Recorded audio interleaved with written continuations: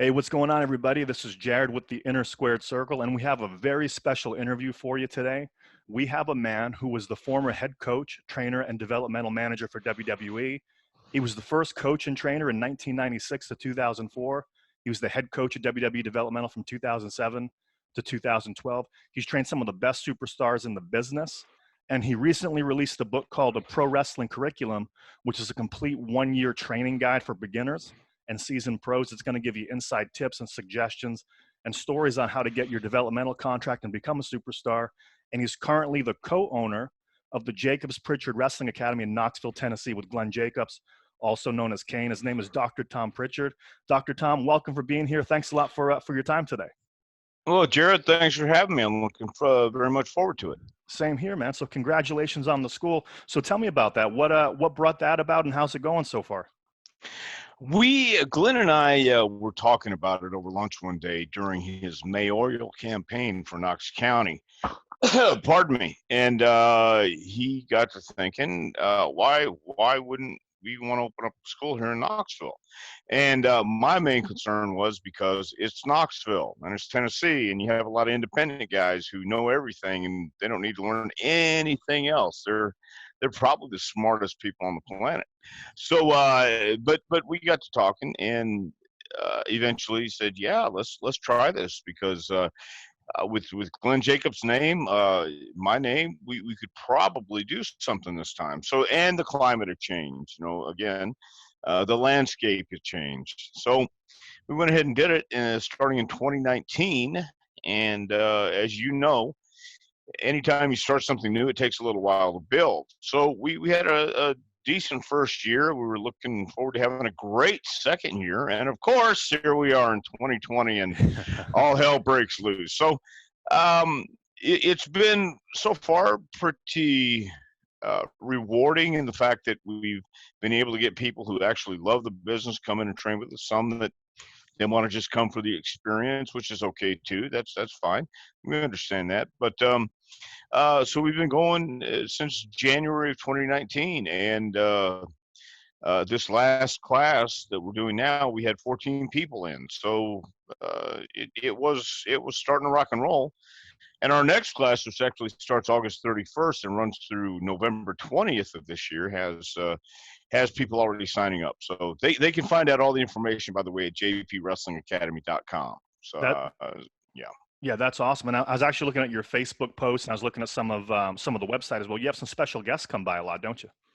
We've been really fortunate with that. The first month we were open, Natty Neidhart, Bailey, and Sasha Banks stopped by. They just want to stop by and see the school. We brought our kids in. We had 4 people in the very beginning, 2 guys, 2 girls. And Kenzie Page, who's been doing some shots on AEW, was there. She's phenomenal. She's 18 years old, and she started wrestling when she was 14. Her family is a wrestling family, owns a promotion, KFW in Pigeon Forge, Tennessee. So they stopped by. We've had Sheamus stop by, Mark Henry, good gosh, Davey Rich, Carl Fergie. We actually had a guy by the name of The Undertaker, Mark Calloway, stopped by 2 weeks ago. Dustin Rhodes just stopped by Monday, passing through, wanted to see the JPWA. And we've been really, really fortunate. Edge, and the Revival, Beth Phoenix and Natty, when they wanted to work out for WrestleMania, stopped in, trained, and they wanted to come see us. So we're very, very happy about that and very fortunate. That's great. Well, not only to have a school ran by people that are, of such high esteem, but also have other people come in. I mean, that's a great place to be for young talent coming in. You want to be around people that are already at that level, so that way you can get pulled up too. Well, yeah, and I think just the fact that everybody who stopped by has been gracious in offering advice and been gracious in just being there and understanding what it's like to be at that stage of your career and that age when you're everything is new and everything is exciting to you. So we've been really really fortunate in that sense that everybody that wants to stop by and has stopped by has been very, very cool. That's awesome. Now, Tom, I saw that you had a book, and I bought it right away. This is the curriculum we were talking about earlier. And the really cool thing about this is the reason we're doing this interview, a lot of the guys in the Inner Squared Circle group had questions like, how do I make it? How do I do this? True story. I flipped to a random page in the book and their questions are answered. Like, I'm not like just flipping to a random page like, oh, that's the answer to that question. There it is. So what inspired you to come up with this book, and how did this come about? Well, I tell you, and I even say it in the book. It's a funny story. It's a long story, but I'll condense it for you. In developmental, there was a need, a want, and a need for a one-year curriculum. How you begin someone from start to finish. 1 year, put it together. Jared, the reality of this is that's not how it works. In the real world, it's really not how this works. This is the entertainment business. This is professional wrestling. Nothing is etched in stone that says this is the only way you can do it. You have your way, I have my way, but the right way, the only way, does not exist. Therefore, I was trying to explain, while we do have a curriculum, while we did have a lesson plan, while we did know what we were going to do that day or that week, you have to be fluid and you have to know how to change. That's why the majority of the stuff in the book is written down, do it this way, this way, this way. And a lot of it's repetition, and that's how you learn, repetition. But there were days when we had an idea and we're going to go out and carry it out. And the guys aren't feeling it, and it's just not working. And the energy is not where I need it to be. So I need to know how to switch gears. I need to know how to plug into what they're feeling that day. This is my philosophy. This is just the way I'm thinking, in my opinion. And the greatest explanation I ever heard about professional wrestling is it is just an opinion. Everybody has this way, that way, or whatever. Somebody will tell you hold the headlock this way with your thumb under the chin. Somebody else will tell you, no, you can have the head up right here by your shoulder so they can see his face. I believe the head should be down because we're working the ear, we're working the side headlock. They're going to have to sell with their body language so they can't see their face. So there's 3-4 different opinions just on a headlock, a simple move. So that was the genesis of writing a 1-year curriculum. What do you do from day one all the way to 365? I racked my brain because it really is. We're in motion the whole time, and somebody's advancing quicker than somebody else. We're not going to stay on this one move just because of them. We're gonna move it around. We're gonna accent the highlights and accent the strengths. And if I see someone with potential, and I see someone that can't, let's say, for instance, a big guy, not that he can't, but let's just say Big E. Big E is a big guy. He doesn't need to be taking headlocks or doing some of these moves that other guys would, but he needs to know how. Therefore, we would highlight Big E's strengths, make sure he has the basics, make sure he knows the fundamentals, but knowing good and well, when he and it's been proven, he's now in New Day. They do some great stuff, but the core of what New Day is, the core of who New Day is their personas, their marketability, their ability to connect with the crowd, to the fans. And I've never heard at one time, I've been around for a long time, and never have I heard anybody walking out of the arena saying, boy, that John Cena put on a great hammerlock today. And what a great top wrist lock he has. No! John knows how to apply a wrist lock. John knows how to apply all these moves, but it's not necessary at that time. So the bottom line is the curriculum came about because WWE said, or talent relations at that time said, we need a curriculum, start to finish. After some half-hearted starts and half-hearted finishes, I went ahead and I just plugged into what can I do for 1 year? How could we put this out there where it's in black and white? This is what we do. And as soon as I did that, they said, yeah, we don't need you anymore. See ya. So I went ahead and published it. Yeah, I went ahead and published it and put it out there and offered it. for guys, because there are some suggestions in there. And professional wrestling, as I said, is the entertainment business. It's a tough gig to even learn the basics and fundamentals one person's way. um, is challenging, because you'll go somewhere else and somebody else will say, no, this is the way you do it. And I tell my guys, whenever you go anywhere else and you're in their house, especially, uh, they're running the show, you're in their training facility, do it their way. You do it their way. Then you learn always. And you learn then what works for you.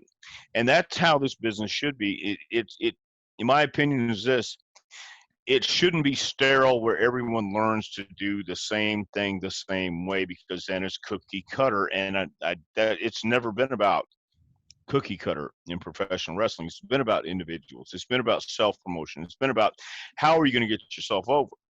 Real quick example again, John Cena has over 100 pairs of wrestling boots and trunks and tights. That's not how he made his name, not how he made his money, not how he made his reputation. But you have to be able to adapt. You have to be able to change. You have to be able to be marketable and have something that people want. So there is not just one way, and there's not just the 10 Commandments. This is what you do, and you'll be saved, type thing. That makes a lot of sense. Now, I was going to ask this question later, but it's a perfect segue for it. You said when you're in somebody else's house, do it their way. I've heard stories where even in WWE, in developmental, or even as you get up onto the road, you'll have a different agent has a different opinion, and that will go like, so how would you navigate, like still being yourself, but making everybody happy under the same house? Does that make sense? That is, thank you. That's the biggest part of professional wrestling, again, in my opinion. The work we do in the ring is that much what the business is. It's backstage where the work is. And this is where you have to learn to decipher the information you get. And you have to find someone that your instincts tell you, this guy gets it, and you trust this agent. And you're going to have various agents coming up to you, and it happens to this day, giving you advice and giving you pieces of wisdom. And granted, everybody knows something about something, but you have to find someone that you trust. You have, and you got to trust your gut. You got to trust that this guy gets what you can do and where you should be taking your talents, and follow that. When anyone comes to you, be polite, be cordial, be professional. Thank you very much. And learn how to navigate the waters backstage. Learn to be people want to say politician, manipulator, whatever you want to call it, whatever the words might be. That is a key part of being in this business, whether people want to believe it or not. It is the entertainment business, and the entertainment business isn't fair. It's not always subjective or objective. That's what I'm trying to say. I guess it's very subjective. I guess is that the right word I'm trying to look for? It's very subjective. What do we think? Very subjective. What do we think this guy can offer? And they haven't always been right. Lex Luger was going to be the next Hulk Hogan. And okay, well, he was given the shot, and that's how it works. They're going to pick the guy. And what is it that you have to offer that somebody in the power position is going to see? How do you manipulate that? How do you work that? How do you get them to pay attention to you? What is it about you? I think it goes back to this, and I'm sure there will be some discussion or disagreements, but someone has to like you. Someone has to see something in you to want you to be there in that position.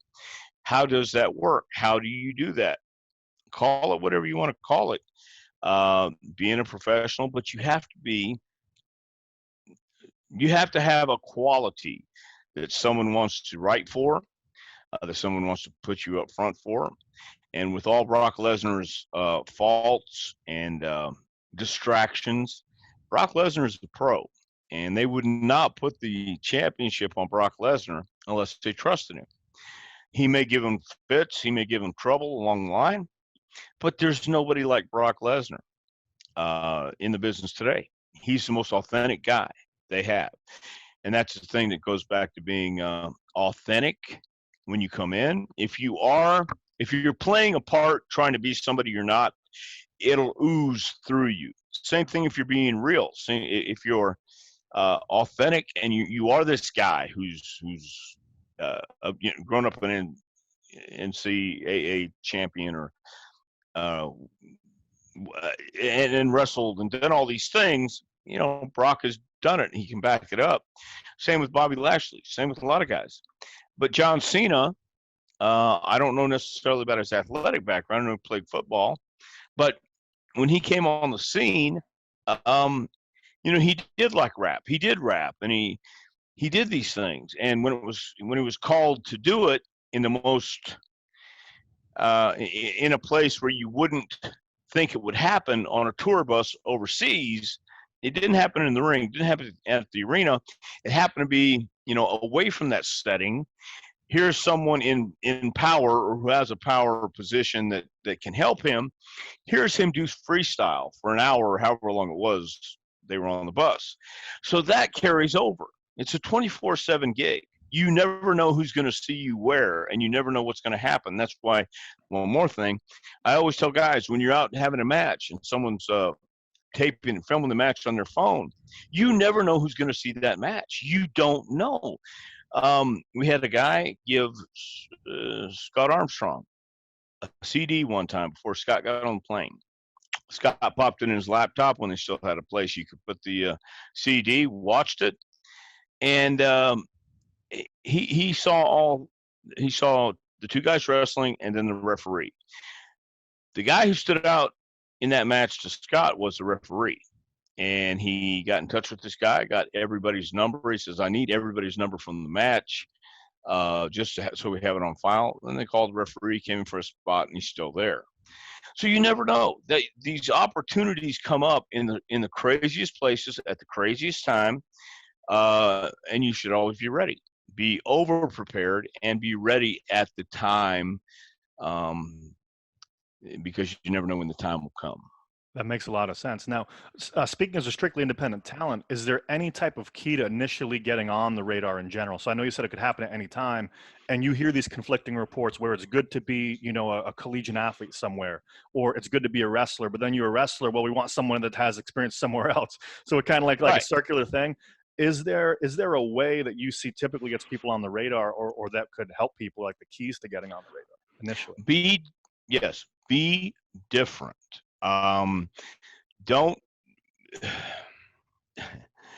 What's going to stand out in ways that I always say this, it is in the details. The little things make up the big things.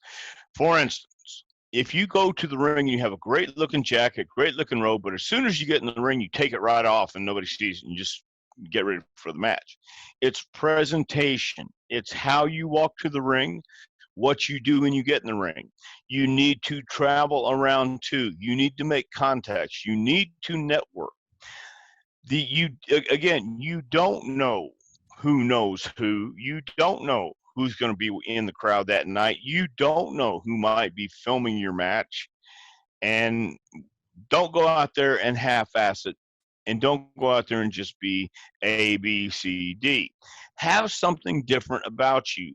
Gear. Look like a pro in your gear. Don't wear a T-shirt to the ring. Don't do the indie stuff. Don't clap and say, come on, and beg them to like you right off the bat, because guys will say, come on, hey, you've done nothing to earn that. You've done nothing for them to get behind you. And too many guys make that mistake because the promoter will say, because I've asked them, they said, well, the promoter says get the people into it. I said, how about this? What if you do something in the match to get them into it instead of going, hey, clap for me? Those little things like that. Then during this time, when everybody's been shut down, it's been tough. But let's just assume you need to network. You need to go places. And Natty Neidhart told the story to our guys. She was turned down 7 times before she got hired for WWE. 7 times. She had a family. She had a name. But 7 times she went for a tryout. 7 times she was told no. On the 8th try, they gave her a shot. So, And again, you know why the rain dance works is because the Indians don't stop dancing until it rains. So you got to keep going, man. That's the hardest part about this, because it's so disheartening at times. You say, well, this guy got signed, and I'm better than him. That guy got signed, and I know I'm better than him. And you probably are. But what was it that got him signed? Who did he know that talked to somebody who knew somebody that knew the guy down the street that knows this girl who works for WWE? Yeah, people will tell you that's not how it works. Okay, you can believe them if you want, but it is. You have to get your name out there. You have to be creative. You have to have something new. You can't be a cancer in the locker room. You've got to know how to take care of yourself at the same time. You got to be professional. You've got to have a little bit of savvy to you, and understand that not everyone is looking out for your best interest. So you had better look out for your best interest. And how do you do that? Well, you study and you talk to people. And if you go to our school, we'll talk to you and we'll tell you, man. I mean, my again, it's my opinion, and Glenn will share his as well. But really, getting out there, networking, and change. Try a bunch of stuff and keep what works. I mean, just try a bunch of stuff, man. And that may work, it may not. Take it out. This may work, that may not. And you don't know sometimes. But as you go, the only way we can talk about experience, but we can't give it to you. Everybody needs to slow down, but you don't understand that until you get to that point in your career. The problem these days is this. It's catch-22, and it's the blind leading the blind. You don't have a veteran out there who's going to be helping you and telling you, slow down, come back, rise up, sit down, back up, come forward. We used to have that, and that's really the way you learn this business, is have someone who knows more than you do, who has timing, who understands pacing, distance in the ring, how far, not enough, all these little elements that nobody thinks about. It is in the detail. When somebody rolls back and covers the guy with his back to the guy's chest, not even, or to the guy's stomach, nowhere near his shoulders, you would think that's not a big deal.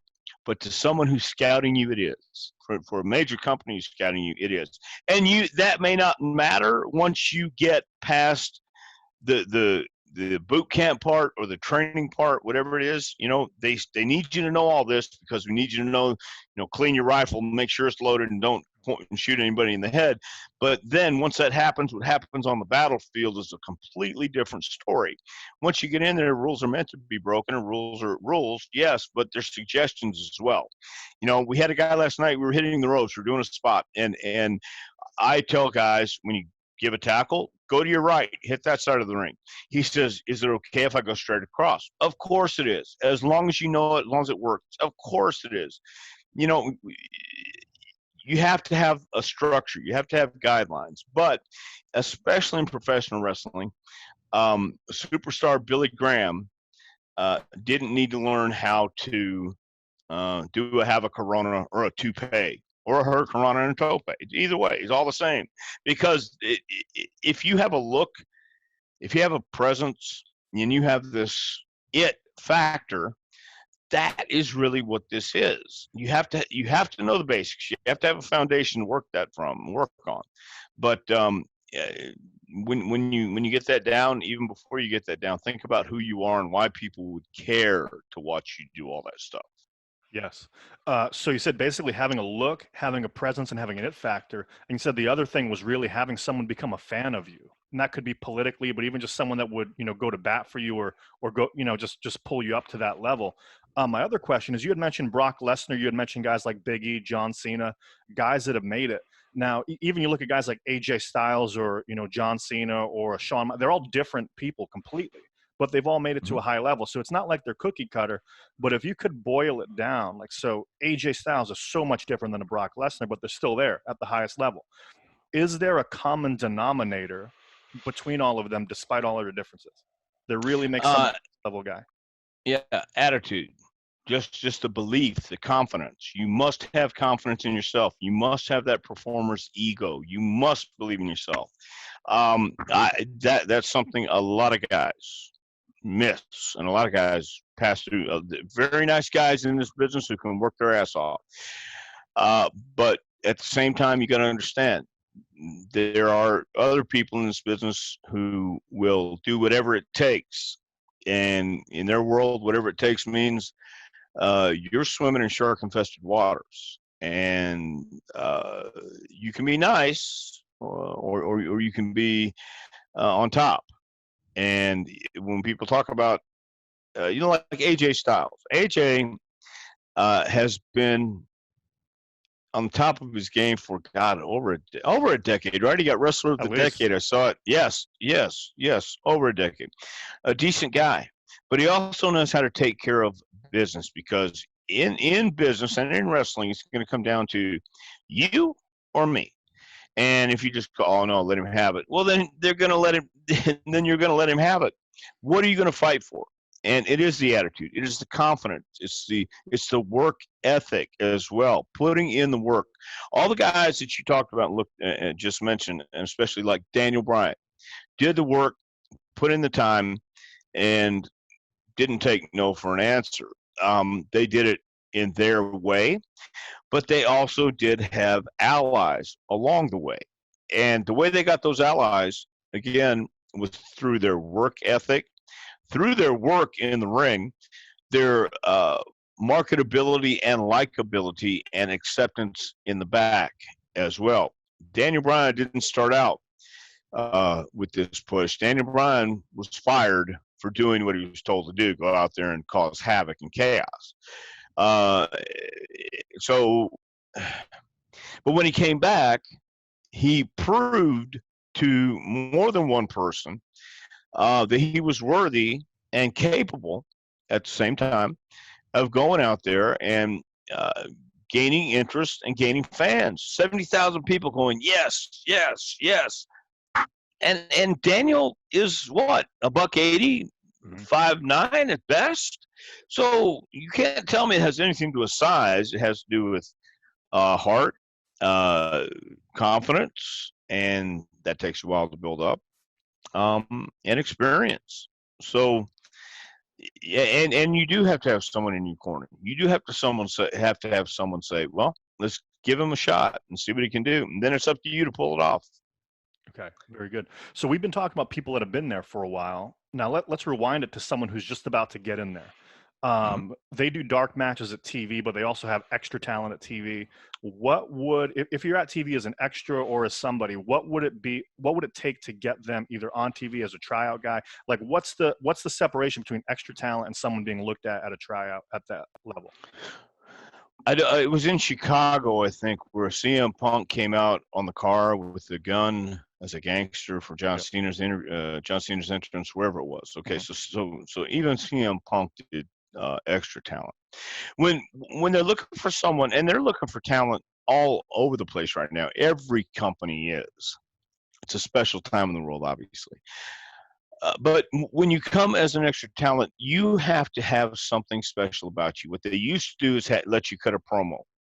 But when you're in the ring, understand they're looking, they being the agents, where the boys are looking for something to hang their hat on. They're looking for the little detail to say, oh, you should have done it this way. And as I just said earlier, there's a few ways to grab a headlock. Not everybody has the same way to do it. So can you adapt? Are you coachable? As soon as someone tells you that, can you go in the ring right then and demonstrate it just the way they said it, where they go, okay, now do it this way because I want to see if you can do it that way.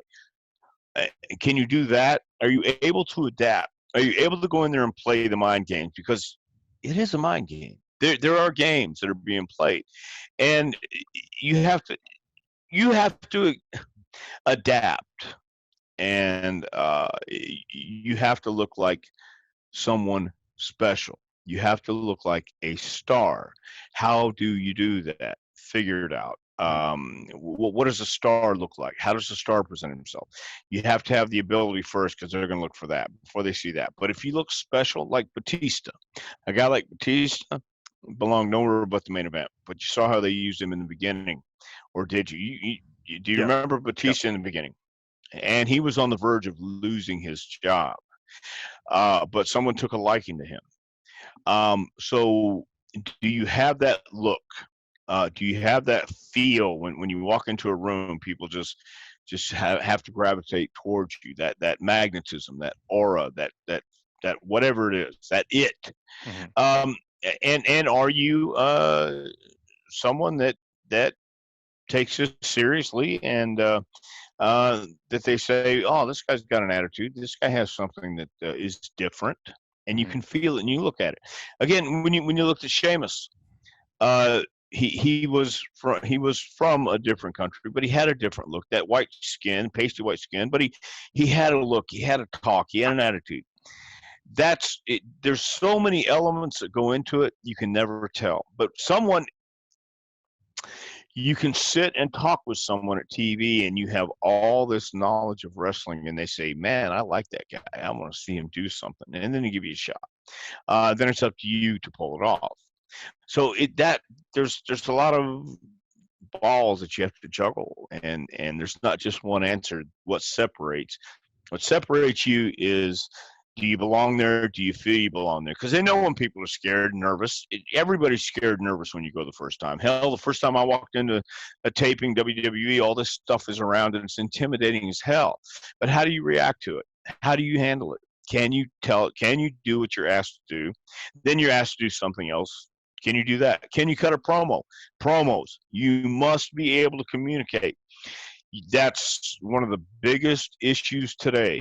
Talking, promos, telling a story or telling something to get people engaged. Then when you go on the shows, they're going to have conversational vignettes and things like that, and it's going to be different. But you have to be able to do all these aspects, and you may do all of them horrible except one. You may do all of them horrible, including everything, but you got a look that they want to cultivate. So I wish I had one answer, but I don't. No, that makes total sense to me, because it's just such a big company, and like there's so many different factors. You said something that was very interesting. You said the mind games are being played. Is that intentional? Is that more of like an unintentional thing? Because there's so many different personalities there. Because I've heard the stories. I'm sure you've heard them too, where they'll fly someone to TV and be like, "Hey, you're going to get a job today." Oh, hey, just kidding, you're not. Like, is that intentional? Are there mind games always being played? Like, what's the purpose of that? Well, I don't know if that's ever happened where they've flown said you're going to get a job, and oh, that was just kidding, because then they're paying for a ticket in your Mhm. room and all this thing. So that's a pretty expensive rib. Although anything's possible. I think because it is the nature of what the business is, um, you want to see how people handle pressure, and what do they do under pressure. Do they flip? Do they throw things? uh, there was a guy when we first started. Actually, I take that back. I was already an agent, I think. And they told him, this was back, yeah, so it was when we first started. I mean, they're doing 3 TVs a night back then. And he had come in, and he wore face paint. But 3 TVs, so you better be ready. We got you on the first taping. Got scrapped. Sorry. Okay, so there's change in between. Long nights. So wasn't on the second taping, wasn't on the third taping. 3 nights in a row, I think, back then. And the second night, the guy flipped, and we took him aside and said, no, do not flip. Don't show any emotion. Just show up tomorrow. You'll get a match. And he did. But crazy as it may seem, just to see how people react under pressure. Now, nobody said that to me, but that's what I've surmised, because that's the only way you can surmise this. Let's see how he takes this. Let's see what he does when he shows up tomorrow and he can't dress in the dressing room. Let's see how he reacts. Let's see what he does. Let's see if he apologizes. Let's see what. I've also heard it from this side. He said he could have a hell of a match with Hunter, who's champion at that time. And let's see if he can. Put him on TV, and he did. So he was given an opportunity. Is it intentional? Well, I don't know how it couldn't be. At the same time, it sure, and I don't think I think it is done with everyone, just to see, just to give you the opportunity to deal with stress on the road, stress in general and stress in life. And this business becomes your life 24/7. And people deal with it however they deal with it. Some people play video games these days. Other people used to go to the bar all night or stay in the room all night. It's I think it goes on in every aspect of show business. Wrestling's unique in that way, but now more than ever, because it's a publicly traded company, I don't think that there's as many ribs that go on. You have to be cognizant of what's going on in the world today. You can't go on social media and say things that reflect on the company or reflect on you. So, but I still think in any corporation, in any business, you're going to have mind games. You're going to have people who like each other, people who don't like each other. And they wrestling isn't exactly rocket surgery. So, you have guys who still love to have fun. I hope they're still having fun. Although during this time, I don't know how much fun they're having. But yeah, I don't know if it's intentional, but I do know that sometimes they want to see how you react. That makes sense. So in this climate right here, because I know things have changed and like the territories, it used to be a different way. People get in a certain way. What would you do to maximize your ability to be seen as a top guy? Would it be wrestle all over the place independently? Would it be overseas? Would there be a method that you would do or teach someone in today's climate or offer advice to that? Yeah, well, here's what I would offer advice to. Again, here in Tennessee, because we were closed down for 2 months straight, nothing. If you have a home promotion that is running and you have a guy who's running steady, stay with him. He's booking you steady, stay with him. I don't know that a lot of people are opening up all over the country anymore right now, necessarily. I do know a couple who were going to open in September that have already canceled. Some guys canceled back in June for August dates. So right now, here in Tennessee, our guys work for a guy in Jackson, Tennessee, with USA Wrestling, and he books them pretty good. Pretty much every weekend he runs. So right now, go where you can go. That's a steady gig. If you're going to have matches on a regular basis, go there and stay fresh. If you can get booked out of the country or out of the country, anywhere else in the country, of course, if it's good booking, go. But I don't know how many people are actually going to show up in this climate we're in. So, the best way I could say is stay busy if you can, and stay fresh. Okay. I appreciate that. Now, I'm gonna turn the tables a little bit. So before we talk about the common denominators of people who make it, so like you said, it was the look, the presence, the it factor, their attitude, their belief, and basically the performer's ego, things of that nature. The obvious answer to this would be, just don't do anything and have an ego and be a jerk. But are there anybody, or what were the common denominators of people that came in with a lot of hype, or that were looked at as these guys could be the next big thing or whatever that is, and they either petered out or it just didn't work for them? People that they might have had high hopes for, or maybe they just kind of hung out. They weren't necessarily bad workers or anything like that, but it just never worked for them. Did you notice any trends there? I think Sheldon Benjamin is a great worker, and he's a great person. He's a great human being. But I don't know why plans didn't go any farther, or why nobody really caught on.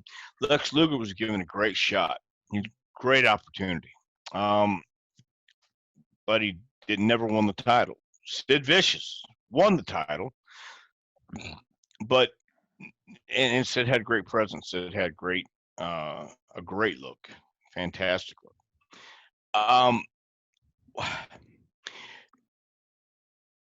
There's a lot of reasons and a lot of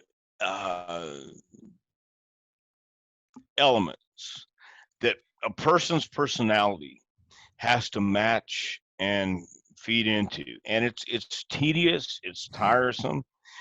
It's a long road, because you have to please not just fans coming to the arena, but you're talking about Vince, you're talking about now Hunter, Stephanie, you're talking about whoever else you want to talk about. So, and if there's that one thing they don't see in you, in fact, I'm trying to think who was it Jericho? Hunter didn't see as a champion until he finally did it, and it took him a while to be convinced. But Jericho kept going and just kept being Jericho, and there were a few people who were not convinced Jericho was the guy. But you beat Steve Austin and Rock in one night, you become the undisputed world champion. Well, you would think that would solidify your place, and it still took Jericho a while to earn everyone's respect, but eventually he did. So, as far as the guys that petered out or never really got a chance, again, Sheldon Benjamin, Luger had a chance, Sid had a chance. There's been a lot of guys. I can't think of anybody else really offhand, but it all goes back to how engaged do you want to be? How aggressive are you going to be in that way where you don't come across where they don't want to see you because you're just way too much, or they do want to see you because you've got great ideas, you've got suggestions, and that's the other thing. Guys come in with ideas and suggestions. They say, "Oh, we love it," and then you never hear back from them. So why would they do that? Maybe it's because they don't see anything in this guy right now. Kurt Hawkins, who I think is a tremendous worker. I mean, as pure and knows the basics and knows some cool stuff.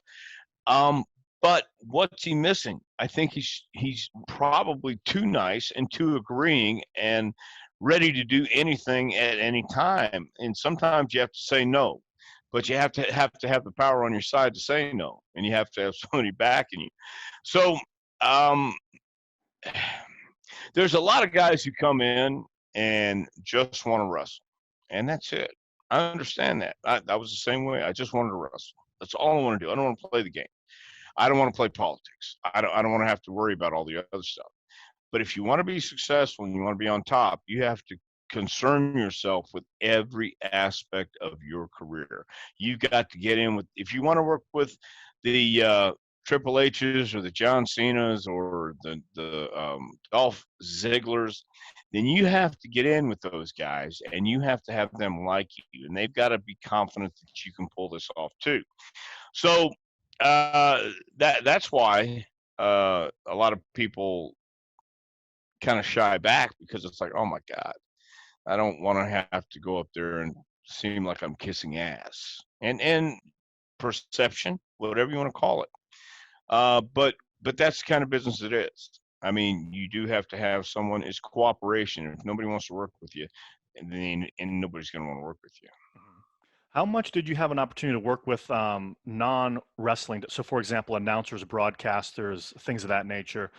Is there a little bit of a different process for that? Because I know wrestlers come in a certain way, but are they looking for people that do like job postings, or are they looking for like local news anchors or other sports? Is there a different process for that type of talent?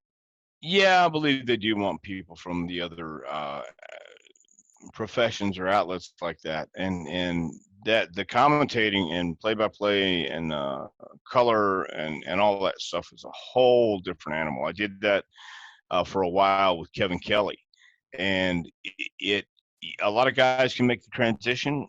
I thought I could, but it is such a I don't want to say regimented job, but you have to call the action, you have to tell the story, and you got to sell the product and sell the storylines that go along with it. And if you're doing the syndicated shows, that's what you're doing. You're selling the storylines on Raw and SmackDown, and these are just matches that you're talking over. And they do want people that can do that. And Michael Cole came from the news industry, and they got a lot of people, from radio and TV and other aspects of media, because it's just, I think it might lend credibility, but also those people, I guess, are better at telling the story no matter what it is. You tell them this is what we're selling, and they can do that. That's my opinion. Nobody said that, but yeah, I've just observed that they do appreciate people from news and Mhm. sports, things like that before. Got it. Because what I observed, because a lot of people that I know are broadcasters and they want to be wrestling commentators or wrestling announcers, so they do the independent wrestling circuit doing announcing, and then they're bringing in other people from local news. So they were asking me, well, is it more effective to go a different route for that? Yeah, I don't know that the independent wrestling is the route to go, but if they're looking and they've done news or sports or things like that on broadcast TV or cable TV or the U whatever it is, I would definitely, if they want to do wrestling, it's not wrestling.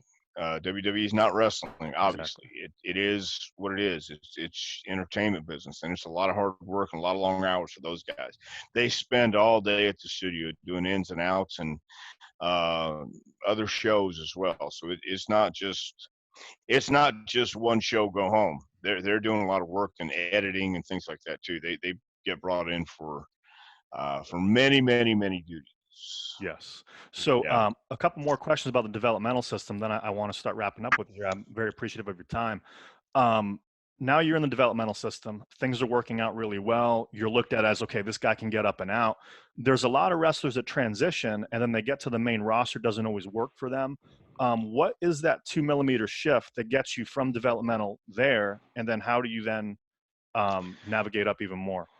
My belief is I think the routine changes, and we're not as it's not just showing up at practice. Now you have to show up at the arena at a certain time, but you also have to fly into the town. You have to go to the hotel. You have to find a place to eat. You got to find a place to train.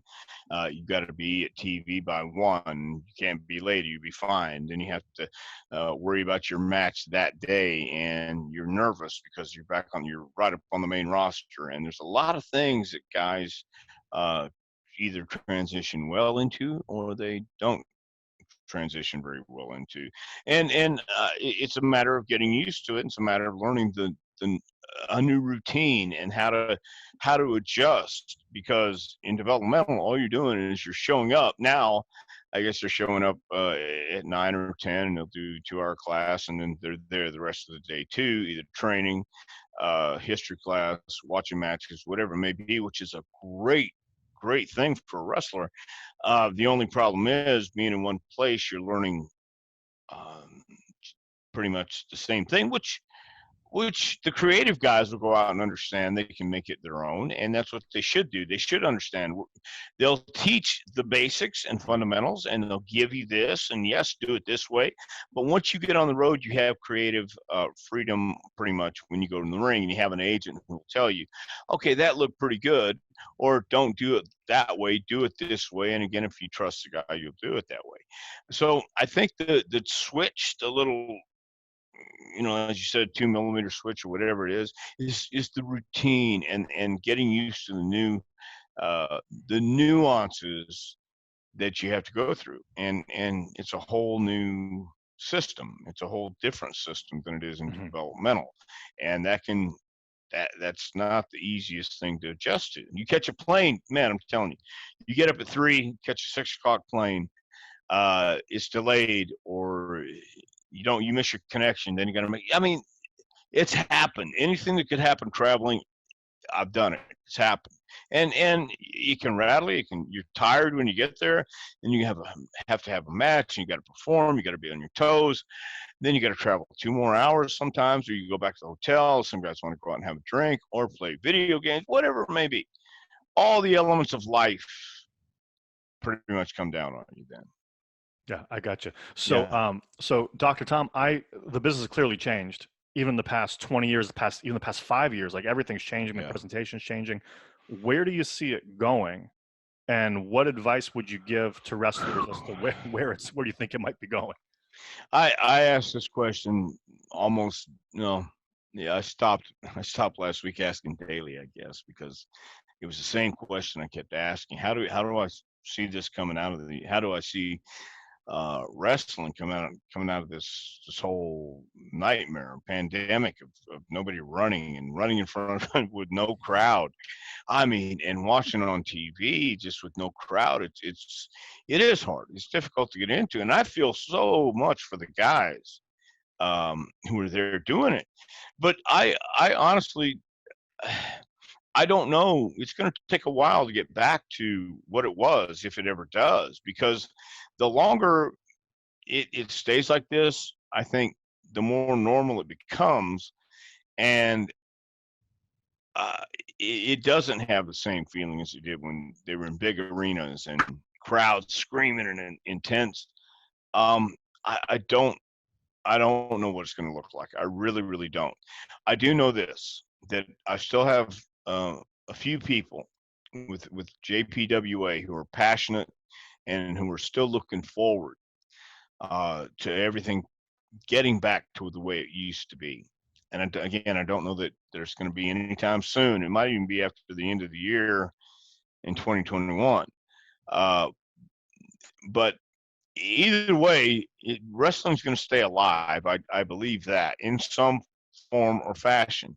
And as we get farther down the road and get a vaccine, or have people more willing to go out of their homes and wear masks or whatever they have to do, it'll come back. It'll just take a little while. I think we're in for a longer wait than we anticipated for it to come back. And in the meantime, I think guys need to still go where they can go to work, still go to the gym and prepare, study old matches, become a student of the game. Why would you study old matches? Because what's old will be new again. And not all of them were great. Believe me, not all of them were so great to watch. Some were just hokey as hell. But at the same time, if you go to the Terry Funk versus Harley Race match from 1977, Houston, Texas, it is a world championship match, 2 out of 3 falls. They do the basics of the basics. What's different is this: the body language. Everything that Terry does means something. Everything Harley Race does means something. I'm talking about from every step they take, every little move, every little eye inflection, body inflection. Everything they did meant something. For 1977, that was a hell of a match, but it was coming from a different premise. It was coming from a different place. Hey, this is a shoot. Hey, this is real. Even though people knew back then, but nobody. I don't want to say nobody, but you have to think shoot, but work, and that's what those guys did. If you can get that element to come out again today, a couple of people who do it is FTR. It's the Revival. They hit it from that approach. Their wrestling to me is very 70s and 80s, but it's authentic because that's how those guys feel it. That's what they're feeling when they go out there. They're the real deal. I don't know if it translates these days so much to what fans want to see because they're used to flip flop and fly. But if you educate the fans to that kind of wrestling done well, you can maybe convert a few of them going back to watching that kind of wrestling done well. But there's not too many people that can do it well these days because they've never been in a live arena where it was feeling that way. I was so lucky to see Wahoo McDaniel and Johnny Valentine, Dory and Terry Funk, um, Harley Race, Jack Briscoe. All these things made me go, whoa. And the hair on the back of my neck stand up, and the feeling that you got when it was the electricity in the air. That doesn't happen these days because too many people are going out there to pop the boys or just to get the "this is awesome" chant. That's fine, but it's not wrestling. It is these days. And I know wrestling changes, and I know it can't be like it was back in Farmer Burns and William Muldoon. I get that, man. But at least put some authenticity into it. At least put some believability into it to suspend and believe. Even when Brock Lesnar goes out there, people know it's a work. They do understand it's a work. But we don't have to go out there and just play ha-ha and do all the bullshit because I know. I'm trying to keep my language cool here, man. But No, but you're the good. thing is, Brock Lesnar there's an element of doubt when he goes out. When he split Randy Orton's head open with the forearms and the elbows, people got hot about it, and I'm sure you heard about Jericho confronting that. Great, fantastic, because I will guarantee you, Randy knew when he went out there, if it happens, it happens, because they probably said, hey, man, I'm going to throw these, and if it happens, it happens. You understand that. You have that feeling. You understand both of you guys are on the same page. You would rather have it that way than a hokey-ass bullshit that didn't look real, that looked hokey, that looked choreographed. And the thing this is supposed to be, where, yes, you can go over the spots in the back, but once you get out there, it has to look like it's the first time you've done it. And that talent, that was what the old days were about. Going out there, having simulated combat, but having people go, whoa, man, unpredictability. Not everybody knowing every move, and not like it was a choreographed ballet act.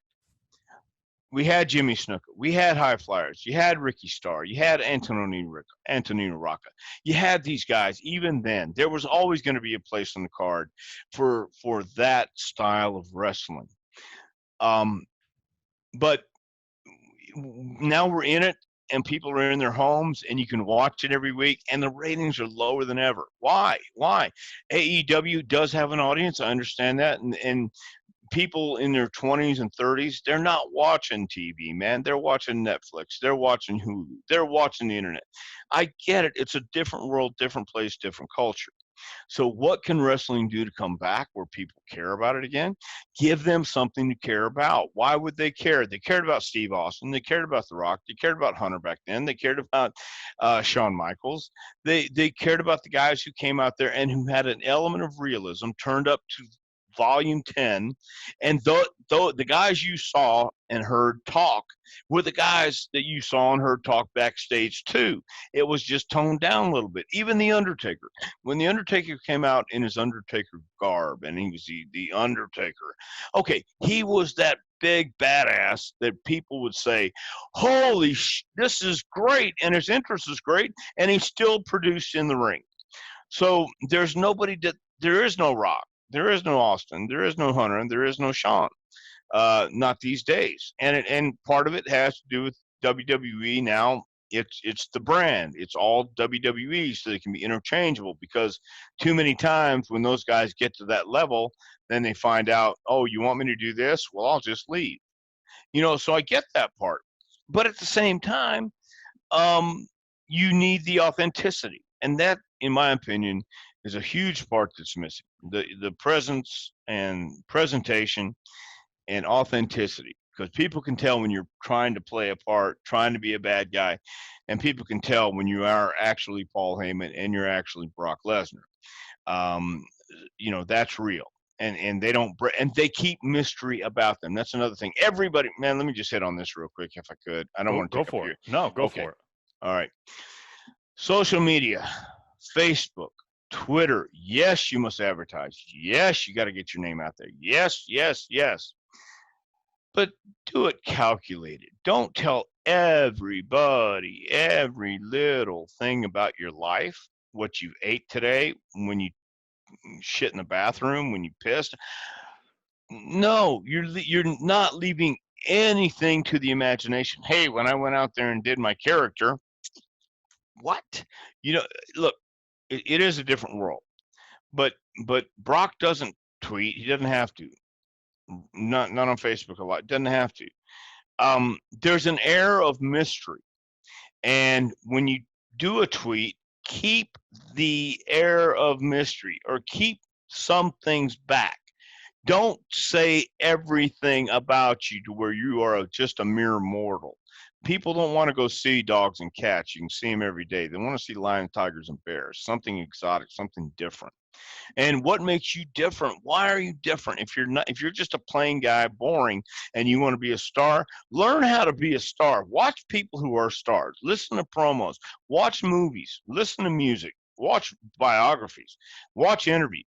Does everybody know how Stone Cold Steve Austin got his name?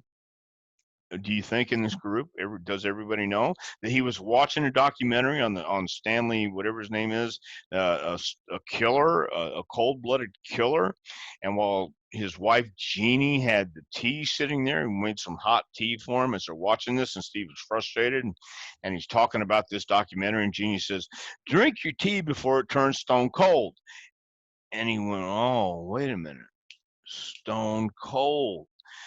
Steve was never stunning. Steve was not a Hollywood blonde. He was not the ringmaster. He was always stone cold Steve Austin. He's a beer drinking redneck from Texas. Once you let him be him, that was where the magic happened. That's when the money was made. He wore a black vest, black trunks, black boots, black knee pads, bald head, goatee, mustache, as plain as day. One of the most over superstars ever in the business. Never did a hurricanrana, moonsault, monkey flip, backflip, whatever the hell. Nothing off the top. Maybe he came off the elbow a couple times. But my point is this.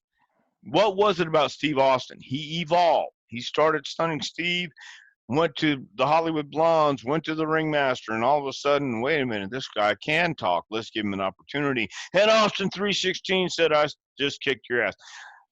When they said, I remember Mike Chioda came back and said, that's a T-shirt. And when they presented it to Vince the first time, he said, I don't get it. Because he didn't hear the promo. He didn't hear the interview. But once he saw it happening, then he got it. So it's up to the talent a lot of times to come up with these, well, no, all the time. It really is up to the talent all the time. Be creative. Come up with something. Scott Hall came up with, he watched Scarface, and he hit the promo, gave the promo to Vince. You know, hey, what do you think of this? You know, say hello to the bad guy. I love it. That's great. Most original thing I've ever heard. Scott's going, yeah, I made it up. Vince doesn't watch movies. But you grab something from the movies, you grab something from a song you heard, you grab something from bio, a TV show, you people watch, you eavesdrop. So it's like there's all these available tools to you, and you just have to kind of grab it, and figure it out. How does that apply? Does that interest you? And real quick, and this is the last thing I'll say. No, this is fantastic. Thank you. Okay, one of my favorite performers of all time, who was a joke and an embarrassment now, and he's 64, 65 years old. David Lee Roth, lead singer of Van Halen, man.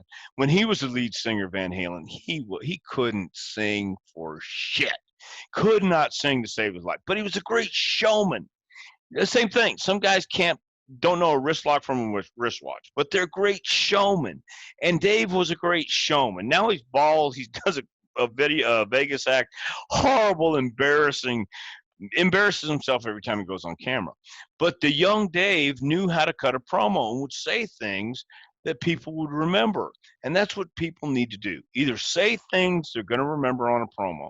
Austin 316 said, I just kicked your ass. Jake Roberts, or the Grappler learned his catchphrase. Lynn Denton was riding with a guy named Ox Baker in Kansas City. Lynn was wrestling as the Grappler. And Ox Baker, as they're talking on these road trips going back, he says, you know what you ought to say in your promo? He said, you ought to say, when you're a great wrestler, they don't call you a great wrestler. They call you the Grappler. Beat me if you can. I know the Grappler was only known in Texas and probably more famous in Oregon. But the point is, when you have something like that, they call them a catchphrase these days, I know. But you need to change. You need to have a catchphrase or something people remember off every promo, everything you do. And the way you do that is steal. Take from this, take from that, make it your own, adjust it, adapt, just feel it.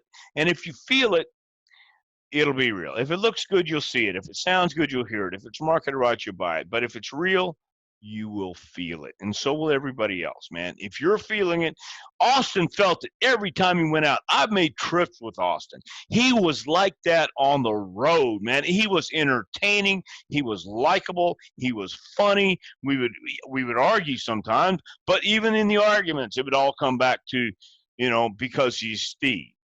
And those are the guys, the characters, the real life characters in the back that can translate in the front and get people to connect. Again, people want to see the different, the odd. They don't want to see the next door neighbor.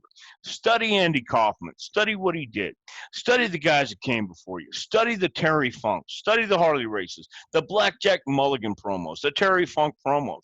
The guys who would make you remember, the guys who would do these things not like everybody else, wouldn't take a bump the same as everybody else, was different and unique. And that's what you want to be.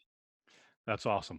Tom, I appreciate your time. Is there anything else just off the cuff you'd like to just share with people, that's not a specific question, but you'd like to just impart on people before we go? No, believe in yourself. I truly believe this. There are three kinds of people in this world. And I heard this when I was 12 years old. I've been a wrestling fan since I was 4.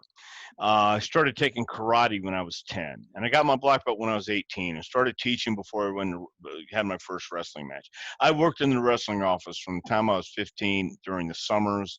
And then when I graduated high school, Paul Bosch allowed me to work full time in the Houston wrestling office. That doesn't exist anymore. That world, those opportunities don't exist anymore.